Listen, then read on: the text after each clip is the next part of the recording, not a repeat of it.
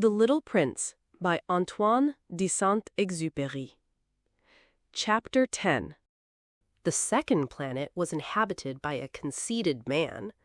I am about to receive a visit from an admirer, he exclaimed from afar when he first saw the little prince coming.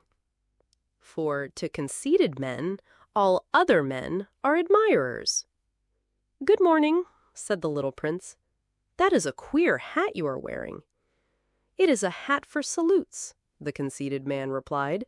"It is to raise in salute when people acclaim me. Unfortunately, nobody at all ever passes this way." "Yes?" said the little prince, who did not understand what the conceited man was talking about.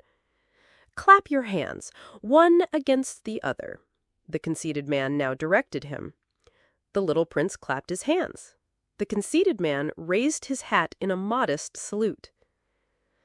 "This is more entertaining than the visit to the king," the little prince said to himself, and he began again to clap his hands, one against the other.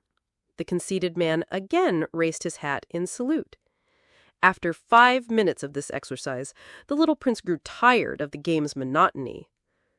"And what should one do to make the hat come down?" he asked. But the conceited man did not hear him. Conceited people never hear anything but praise. "Do you really admire me very much?" he demanded of the little prince. "What does that mean, admire?"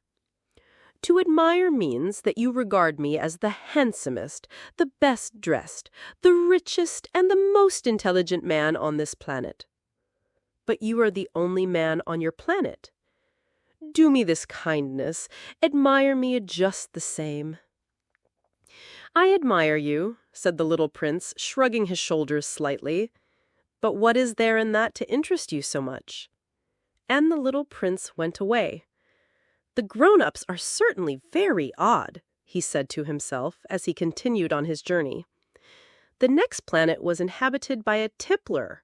This was a very short visit, but it plunged the little prince into deep dejection. "What are you doing there?" he said to the tippler, whom he found settled down in silence before a collection of empty bottles and also a collection of full bottles. "I am drinking," replied the tippler with a lugubrious air.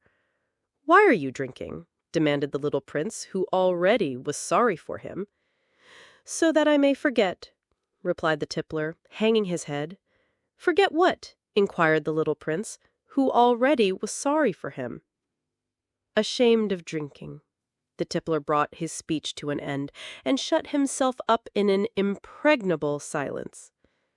And the little prince went away, puzzled. "The grown-ups are certainly very, very odd," he said to himself as he continued on his journey.